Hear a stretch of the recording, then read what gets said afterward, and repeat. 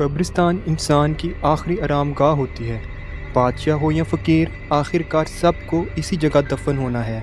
لیکن سوچیں، اگر آپ کی عزت آپ کی آخری آرام گاہ میں بھی محفوظ نہ ہو تو آپ پہ کیا گزرے گی؟ ہمارے پاکستان میں ایک ایسا کیس سامنے آیا جس نے انسانیت کو ہی شرمندہ کر دیا۔ ایک شخص نے قبرستان سے لڑکیوں کی ڈیڈ باڈیز کو نکال کر ان کے ساتھ غلط کام کیا۔ تو پھر غلط کام کرتے تو قبر میں اندر مردے لڑکی ہوتی تھی۔ ہیلو، میرا نام ڈاکٹر نبیل ہے اور آئیے اس کیس کے بارے میں آج بات کرتے ہیں، دی کیس آف محمد ریاض۔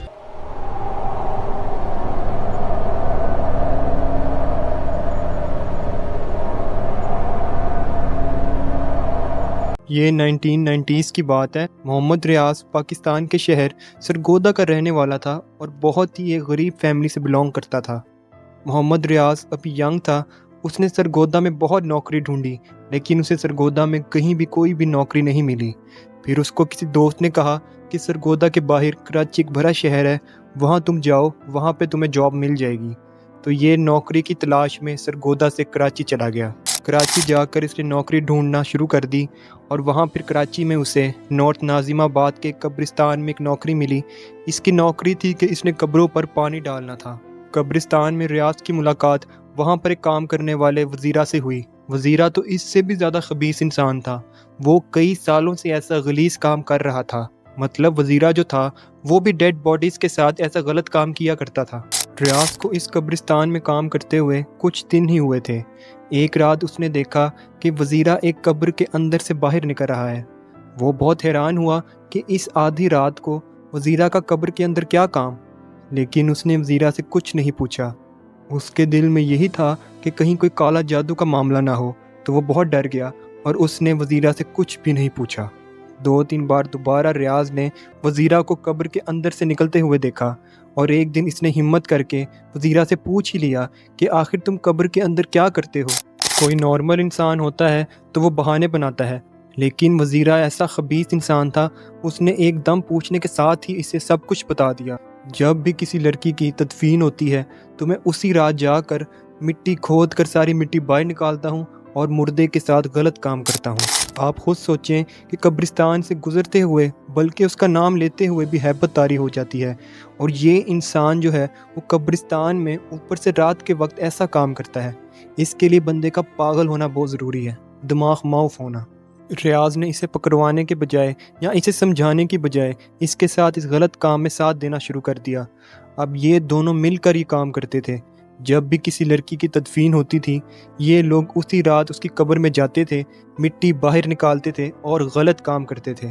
ان کو یہ کام کرتے کرتے کافی سال ہو گئے تھے، اور ظاہری سی بات ہے رات کے وقت قبرستان کے پاس سے کون گزرتا ہے، کسی کو کیا پتا کہ یہاں قبرستان میں کیا چل رہا ہے۔ وزیرہ خبیث انسان نشہ بھی کرتا تھا اور ایک دن نشے کے اوور ڈوز کی وجہ سے اس کی موت ہو گئی۔ اب یہ ریاض جو ہے وہ اکیلا ہو گیا تھا، لیکن یہ باز نہیں آیا اور اس نے یہ کام اکیلے شروع کر دیا، اور اس کو یہ کام کرتے کرتے کافی سال گزر گئے، لیکن ابھی تک یہ پکڑ میں نہیں آیا تھا۔ کسی کو پتہ بھی نہیں تھا کہ ان کی پیاروں کی قبروں کے ساتھ ایسا غلیظ کام ہوتا رہا ہے۔ اللہ نے اس کو ڈھیل دی ہوئی تھی، اللہ دیکھ رہا تھا کہ یہ خود سوچتا ہے کہ کیا کام کر رہا ہے، لیکن اب اس کے انجام کی باری تھی۔ اکتوبر 2021 مغرب کا وقت تھا، ایک لڑکی کی تدفین ہو رہی تھی۔ یہ خبیث وہیں سے دیکھ رہا تھا۔ جب تدفین ہو گئی تو یہ اسی رات اس لڑکی کی قبر کے پاس گیا، اس کی قبر کو کھودا، مٹی کو باہر نکالا اور اس کی قبر کے اندر جا کر اس نے غلیظ کام کرنا سٹارٹ کر دیا۔ اچانک اس لڑکی کے چہرے سے کفن ہٹا۔ محمد ریاض کی نظر اچانک لڑکی کے چہرے پر پڑی۔ لڑکی کی آنکھیں کھلی ہوئی تھیں جیسے کہ چمک رہی ہوں، اور لڑکی کے دانت جو ہے منہ سے نظر آ رہے تھے۔ یہ بہت زیادہ ڈر گیا، اس کو لگا جیسے یہ کوئی چڑیل یا بھوت ہے۔ یہ سب کچھ چھوڑ کر، مٹی وغیرہ لڑکی کو اس حالت میں چھوڑ کر یہ بھاگا، مطلب قبرستان سے باہر بھاگا، اور اس نے چلانا شروع کر دیا کہ لڑکی زندہ ہو گئی ہے، یہ کوئی بھوت ہے، چڑیل ہے۔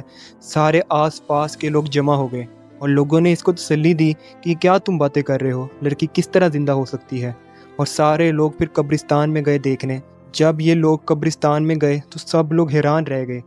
لڑکی کے جسم سے کفن ہٹا ہوا تھا اور مٹی باہر نکلی ہوئی تھی۔ لوگوں کے دماغ میں یہی آیا کہ یہ کوئی غلط کام ہی کر رہا ہوگا، اور سب نے مل کر اس کو مارنا سٹارٹ کر دیا۔ پھر وہاں پولیس کو بلایا گیا اور اس کو گرفتار کر لیا گیا۔ पुलिस ने अपनी इन्वेस्टिगेशन स्टार्ट की। इस बेशरम ने खुद ही कबूल कर लिया कि इसने 48 से ज़ायद ख़वातीन मुर्दों के साथ ऐसा गलत काम किया है। फिर इसने पाकिस्तान के चैनल समा टीवी को इंटरव्यू दिया। वहाँ पर फिर इसने दोबारा कबूल किया कि इसने 48 से ज़ायद मुर्दों के साथ ऐसा गलत काम किया है।